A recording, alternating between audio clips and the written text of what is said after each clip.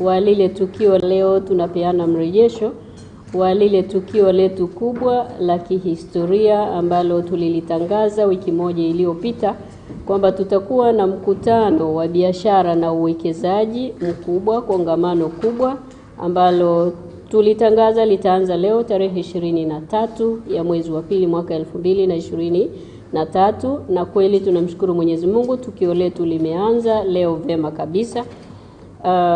Tunakwenda nalo ni la siku 2. Leo limefunguliwa rasmi na Mheshimiwa Makamu wa Rais, Mheshimiwa Dr. Philip Isdore Mpango, akimwakilisha Mheshimiwa Dr. Samia Suluhu Hassan, Rais wa Jamhuri ya Muungano wa Tanzania. Wote kwa pamoja tumemsikia, amewakaribisha wawekezaji wetu na wafanyabiashara wetu kutoka nchi za Umoja wa Ulaya. Tunao wawekezaji 270 kutoka nchi za Umoja wa Ulaya 27. Katika nchi hizo 27 tunataraji wa Tanzania tutalifikia soko la zaidi ya watu milioni 400 wa Umoja wa Ulaya kwenye nchi zake zote. Hiyo ndio fursa ya kwanza ambayo tumeipata kama wa Tanzania.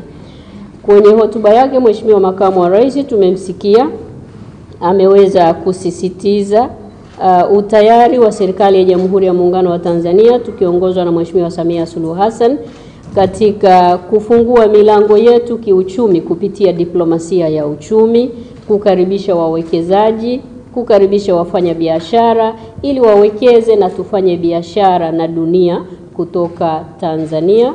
Na hili ni jambo jema ambalo tumeliona leo.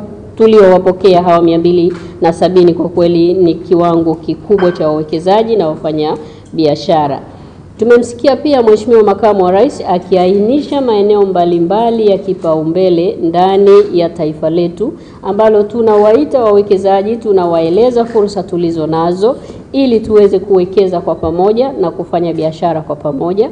Eneo la kwanza ni eneo la kilimo, na tumewaeleza sisi tayari tumeanza kwenye maeneo yale ya block farming kuwaweka vijana wetu ili waweze kulima kwenye maeneo ambayo serikali inaweka miundombinu.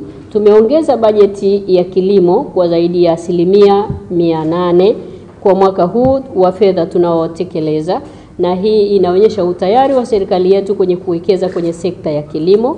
Kama mnavyofahamu, kutokana na janga la uviko 19 pamoja na vita inayoendelea kule Urusi na Ukraine imetuletea changamoto ya chakula duniani. Kwa hiyo sisi Tanzania tuko tayari kuwekeza na ndugu zetu hao kutoka Umoja wa Ulaya ili tuweze kulima chakula ndani ya taifa letu, na kama mnavyofahamu zaidi ya 60% ya ardhi ya Tanzania iko tayari kwa kilimo na haijalimwa. Kwa hiyo ni eneo la kwanza ambalo Mheshimiwa Makamu wa Rais ameliainisha kwa wawekezaji na wafanyabiashara wetu. Eneo la pili ambalo ameliainisha Mheshimiwa Makamu wa Rais kwa wawekezaji wetu ni viwanda vya kuongeza thamani ya mazao yetu ya kilimo.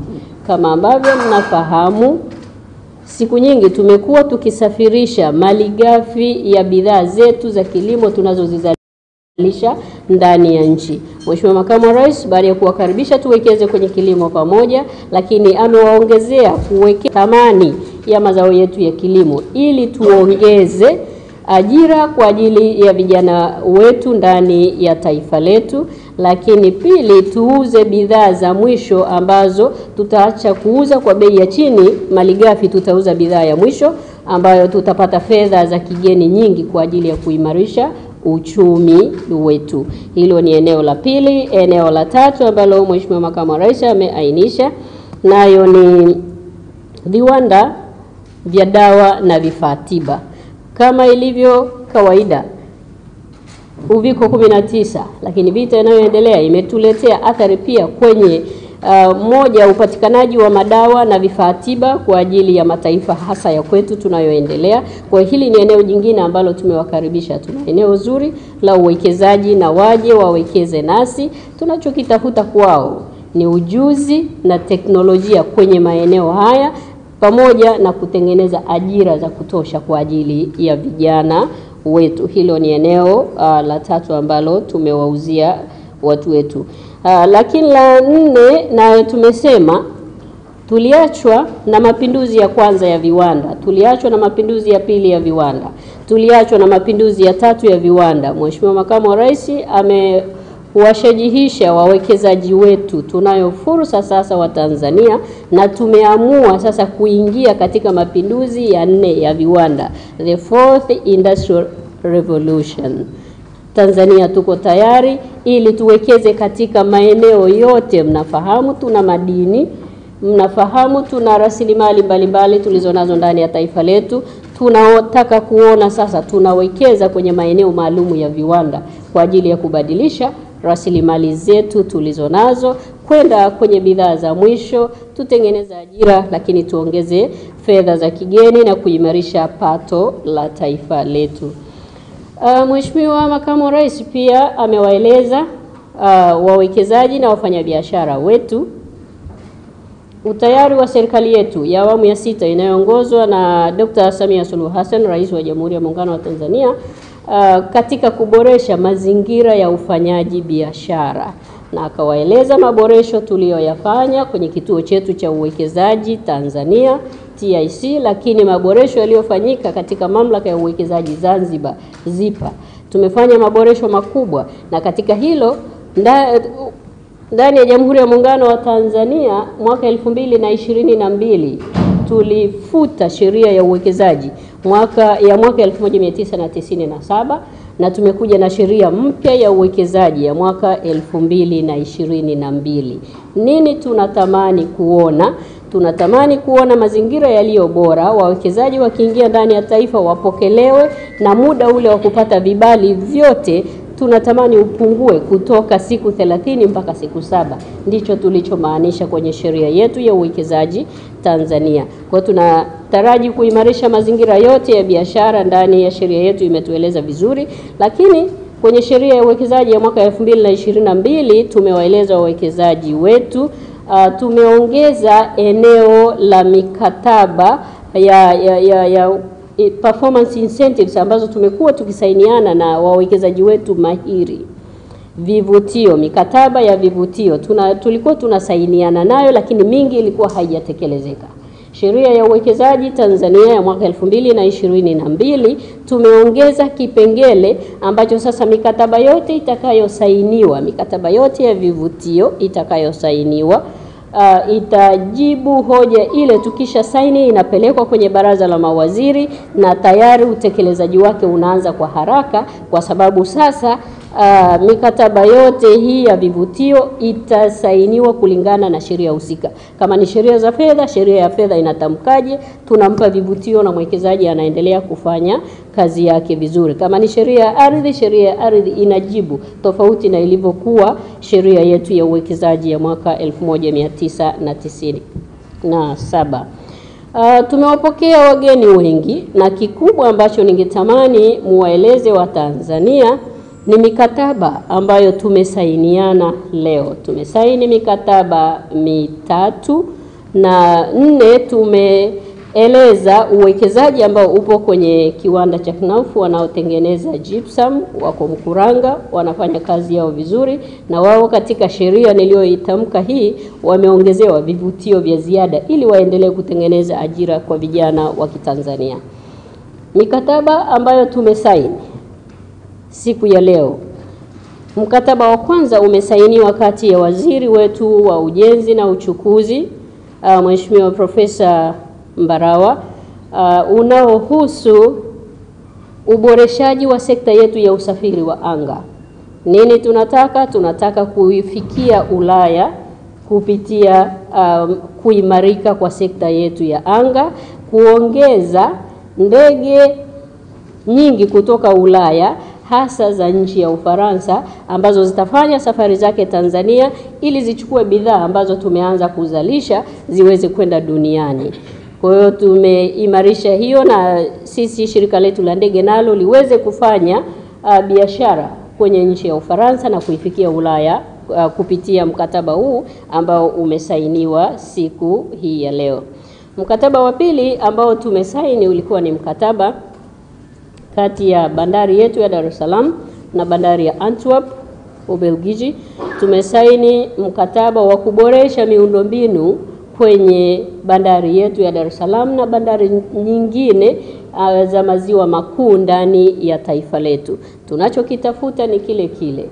Tanzania tunasema ni gateway, yani ni lango la kuingia kwenye nchi 6 mpaka 8 ambazo zimefungwa hazina bandari na hazijapakana na bahari. Kwa hiyo tumesaini mkataba huu ili sasa bidhaa zitakazozalishwa Tanzania ziweze kufika duniani kwa urahisi, kwa sababu tutakuwa tumeboresha mazingira ya pale bandarini kwetu, hasa bandari ya Dar es Salaam na bandari ya maziwa makuu tulionayo ndani ya taifa letu. Tunayo Tanganyika, tunayo Victoria, ili pia bidhaa tutakazozizalisha na bidhaa tutakazopokea kutoka duniani zipokelewe kwa haraka na zisafirishwe kwa haraka kwenda kwenye nchi hizi 8 ambazo tunaziita ni landlocked countries. Huu ndio mkataba wa pili ambao tumesaini, hati ya makubaliano ya pili ambayo tumesaini kati yetu na bandari ya Antwerp. Hati ya makubaliano ya tatu iliyosainiwa ni kuhusu mradi wa uzalishaji wa umeme wa Kakono kule Kagera. Kakono Hydropower Project utakaojengwa mkoani Kagera. Ni hati ya 4 au mkataba wa 4 ambao tumesaini leo, utakaofadhiliwa na Benki ya Maendeleo ya Afrika pamoja na Benki ya Uwekezaji ya Ulaya. Kwa hiyo hii nayo, kama tulivyosema, huwezi kuwa na viwanda kama huna umeme wa kutosha, na sisi tunakwenda kuzalisha umeme wa bei rahisi, umeme wa maji. Ndio mkataba huu ambao tumesaini ili tuweze kufika kwenye uchumi wa viwanda kwa haraka zaidi. Lakini kikubwa, yote haya yanafanyika kwa kutumia pesa, na mbele yenu tunaye ndugu yetu makamu wa rais wa Benki ya Uwekezaji ya Ulaya, European Investment Bank. Wanarejea Tanzania kwa nguvu kubwa ili waweze kutoa fedha, na tumemsikia kwa pamoja wanaanza na euro milioni 540 ambazo zinakwenda kwa vijana na akina mama kupitia kwenye benki zetu. Kesho pia tutaona hati za makubaliano ambazo zitasainiwa sasa kati ya Benki ya Uwekezaji ya Ulaya pamoja na benki zetu ndani ya taifa letu, ili Watanzania vijana na akina mama wafikie mikopo hiyo kwa riba nafuu na kwa urahisi zaidi. Hatuwezi kufanya lolote bila pesa, na pesa iko hapa. Amerejea mwenyewe baada ya miaka 7 kuwa ameondoka Tanzania, amerudi sasa ili tufanye kazi kwa pamoja, na wameeleza maeneo yao ambayo wanatamani tukiacha hii ya wajasiriamali wadogo, vijana na akina mama, lakini watakwenda kwenye uzalishaji wa nishati salama. Hiyo nayo ni eneo jingine ambalo wamerejea ili tufanye hiyo kazi kwa pamoja. Lakini 3, wamerejea ili tuwekeze kwenye miji salama, smart cities. Na mmesikia Mheshimiwa Makamu wa Rais amesema serikali imehamia Dodoma. Moja ya miji ambayo tunatamani iwe ni smart city ni Dodoma. Kwa hiyo wamerejea ili tuwekeze kwa pamoja kwenye mji wetu wa Dodoma uweze kuwa ni mji wa kisasa kabisa. Pesa wanayo, wamerejea ndani ya taifa letu tuwekeze kwa pamoja. Na mwisho, kwenye uchumi wa buluu ndani ya visiwa vyetu vya Zanzibar, lakini ndani ya serikali ya Jamhuri ya Muungano wa Tanzania, nasi tuna uchumi wa buluu kwa sababu tunayo bahari, tunayo maziwa, tunakwenda kuwekeza katika eneo hilo. Wamekuja nayo, na ndani ya serikali ya Mapinduzi ya Zanzibar, wao uchumi wa buluu ni eneo ambalo ndio linabeba uchumi wa Zanzibar kwa sasa.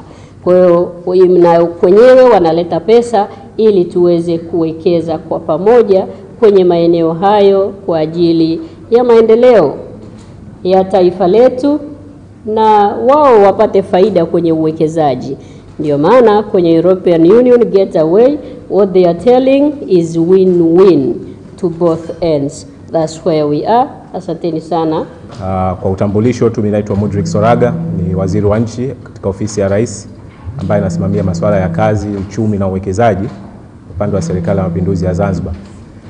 Mheshimiwa Waziri, nimefarijika sana kupata mwaliko wako wa kushiriki katika tukio letu hili la kihistoria, na kama ambavyo nilikueleza mwanzo, tunaendelea kufarijika sana na mashirikiano mazuri ambayo tulikuwa nayo baina ya wizara zetu, na wewe kwa kipekee kuendelea kutuunga mkono Serikali ya Mapinduzi ya Zanzibar na kutushirikisha katika matukio makubwa kama haya ambayo yanatupa fursa kama Serikali ya Mapinduzi ya Zanzibar kuweza kukutana na wawekezaji wakubwa kutoka bara la Ulaya, lakini vile vile kukutana na wadau wa fedha, lakini vile vile kukutana na waheshimiwa mabalozi kama hawa ambao wakichukua ujumbe wetu unafika mbali zaidi na kuendelea kuhamasisha wawekezaji kuja katika visiwa vyetu vya Zanzibar kwa ajili ya kuja kuwekeza.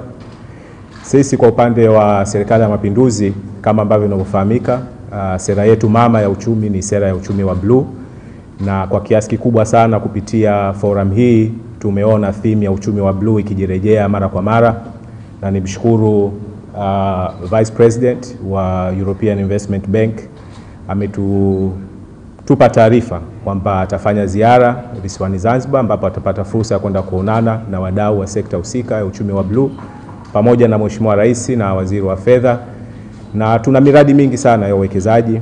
Kwa hiyo hii itakuwa ni fursa nzuri sana ya Vice President kwenda kuona mwenyewe ile mikakati tulokuwa nayo na hatimaye kuweza kupata hizi fedha. Kwa hiyo nikupongeze sana Mheshimiwa Waziri kwa initiative hii nzuri, lakini vile vile nimpongeze Mheshimiwa Balozi na timu zenu kwa ujumla kwa uratibu mzuri sana wa mkutano huu muhimu sana.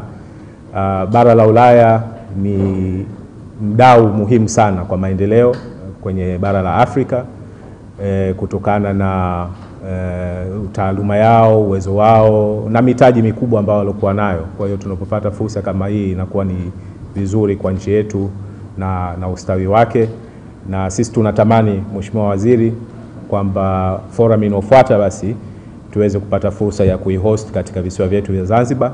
Zanzibar ni njema, Zanzibar ina amani, Zanzibar ni tulivu, na tuna hamasa kubwa sana ya kuona kwamba tunapiga hatua za kimaendeleo kupitia sera yetu hii ya uchumi wa blue.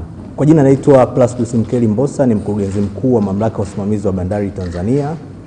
Nafurahi kuwepo hapa leo kueleza kwamba Mamlaka ya Usimamizi wa Bandari Tanzania imesaini hati ya makubaliano na bandari ya Antwerp Bruges ya Ubelgiji kwa lengo la kushirikiana katika maeneo mbalimbali. Nianze tu moja kwa moja kwamba katika hati hiyo makubaliano, eneo la kwanza ambalo tutakuwa tukishirikiana na wenzetu wa Ubelgiji linahusisha ushauri wa kitaalamu katika uandaaji na utekelezaji wa mipango ya uboreshaji wa miundombinu ya bandari.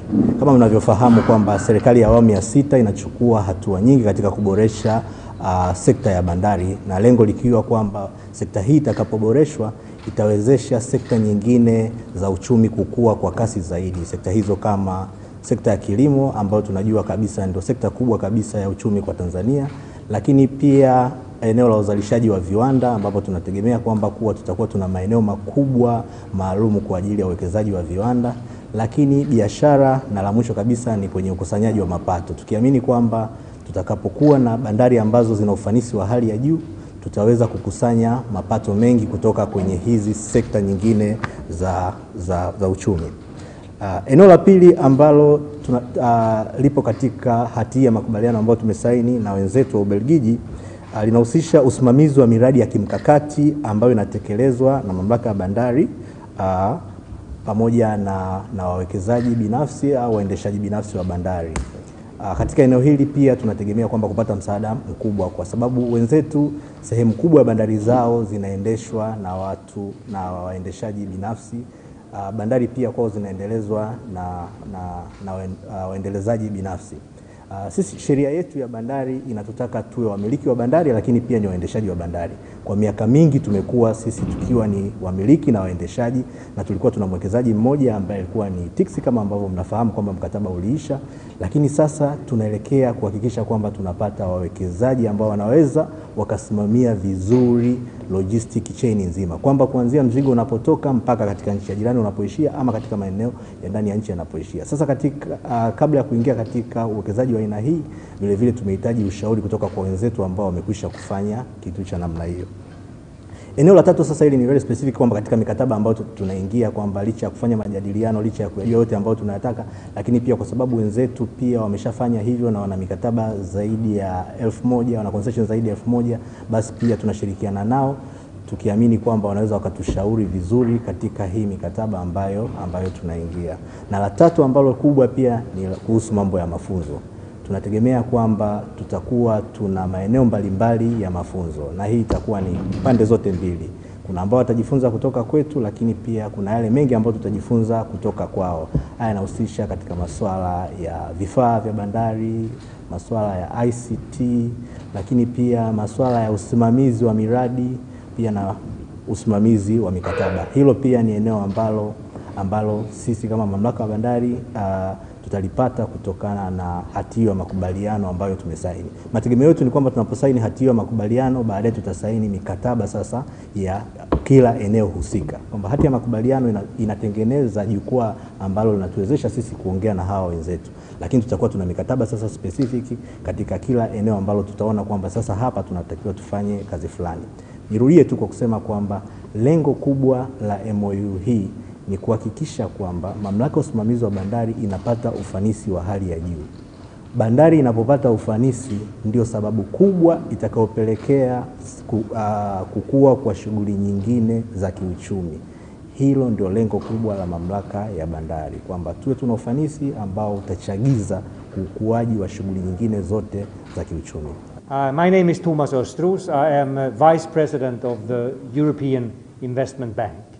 The European Investment Bank is the world's largest multilateral development bank, and we are owned by the 27 member states of the European Union. And this last year, we decided to start a new branch for all of operations outside the European Union under the name of EIB Global. And EIB Global is a big and active player on the African continent.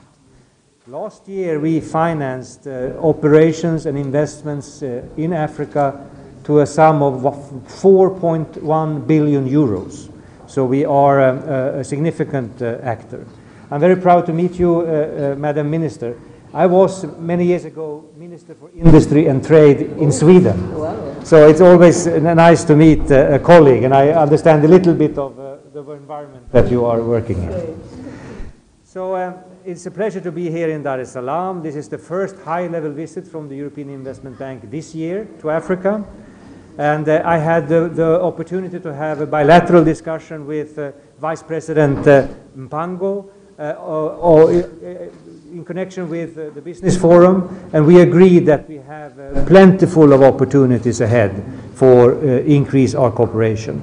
And today we actually announced the return of the European Investment Bank to Tanzania, because there has been a gap for 7 years, and we are very glad to be invited to come and explore the opportunities in Tanzania for further investment from the European Investment Bank.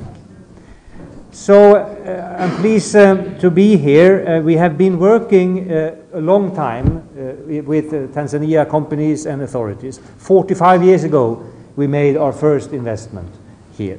We have been supporting clean energy. We have enhanced electricity transmission. We have improved access to clean water around Lake Victoria and the city of Mwanza. We have been part of upgrading the port of Dar es Salaam and regional airports.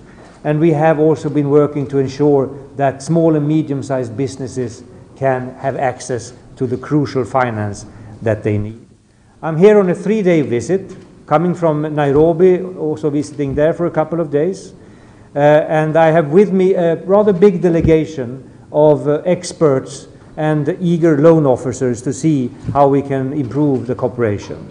I have with me the EIB Director for Global Operations, our heads of public sector and banking finance, our new head of our regional office in Nairobi that covers the whole region, and which we are boosting and employing people to be more on the ground. And we have also technical and banking colleagues from Luxembourg that have followed me on this trip. We have meetings, I've had meetings with Vice Minister Mbango, we have meetings with the Minister, we have meetings with the Presidents of Zanzibar and other ministers both here in Dar and in Zanzibar.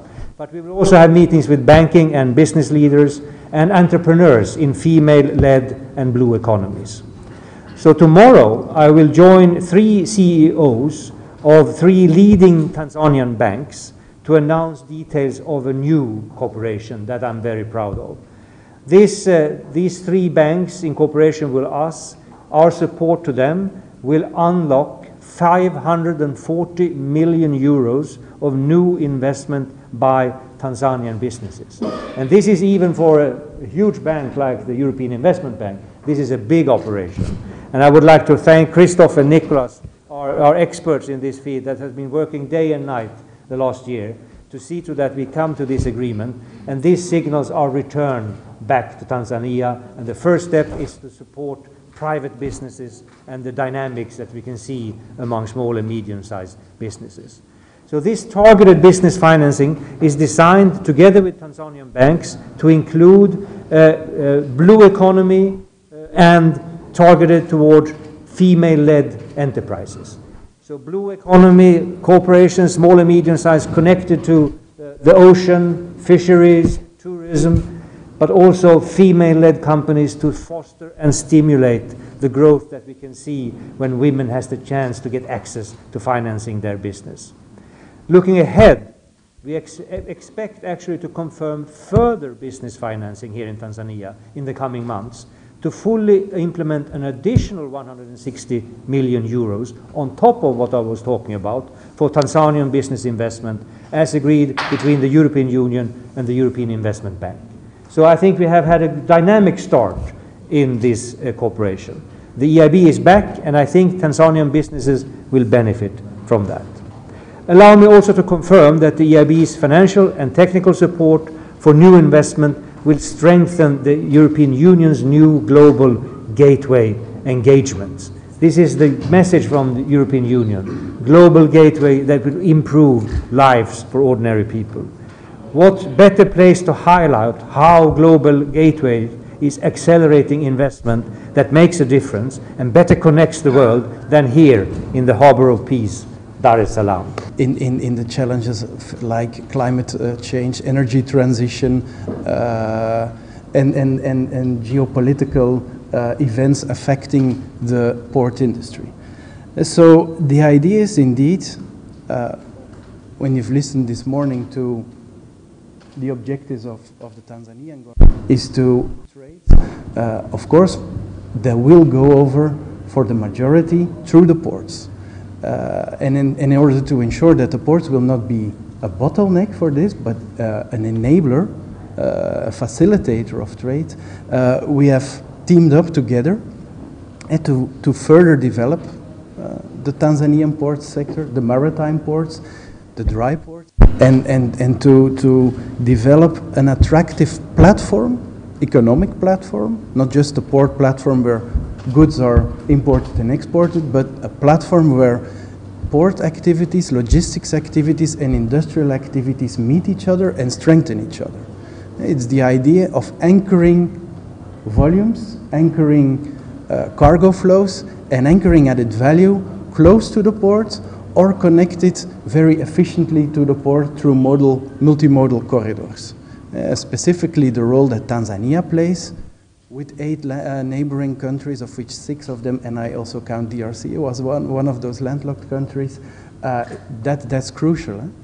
If that can be done, the infrastructure can be further developed and the superstructure to make them work efficiently, the importers and exporters of Tanzania and those countries, they will be able to reduce the economic cost of transport, the ecological cost of transport, and the social cost of transport. And that will position Tanzania really as the hub for the East and Central African region.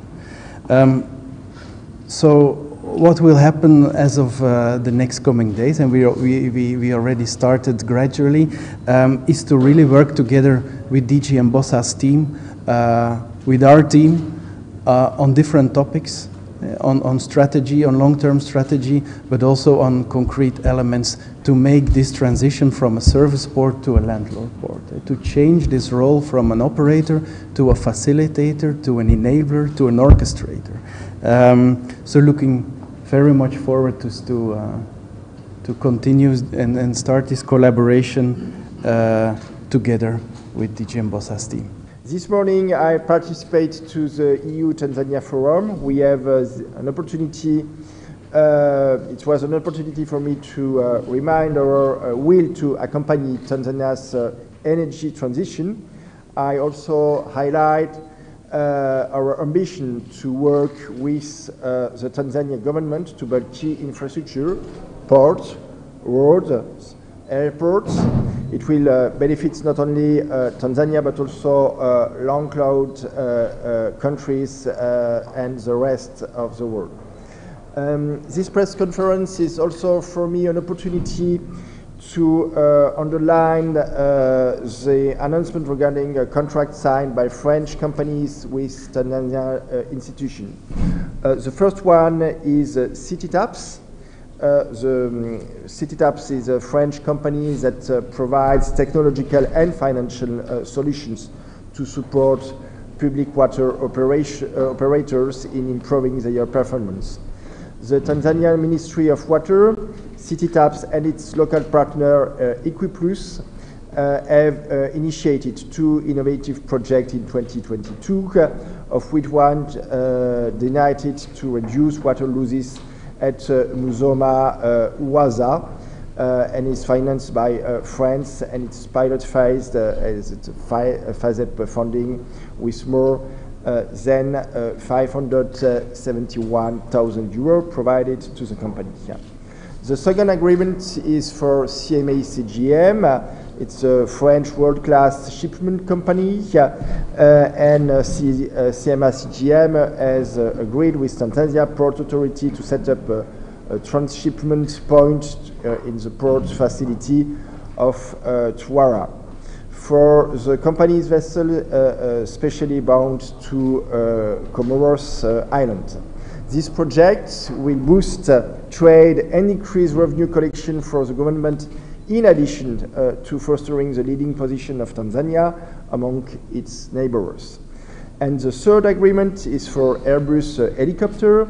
Airbus helicopter and the Tanzania Armed Forces have renewed the multi-service contract that covers maintenance and training for the 30 high-tech helicopters that they deliver since 2015. This new contract fosters a key partnership between these two actors and will be instrumental in building capacity for the armed forces. We think this is now the right moment. The government of Tanzania is undertaking a very active economic diplomacy, and it is engaged in streamlining reforms for the business environment. And we all need, in European Union and in Tanzania, to improve and enhance our economic relations, also to face the economic crisis that we have been suffering of because of what is happening with the COVID and also with the war in Ukraine. So we have a very common interest. It is important that we continue to work together, and we will follow up on this business forum with the activity that we are expected to do in our dialogue, in our cooperation, and hopefully we will see many investments coming from Europe to Tanzania. Thank you very much.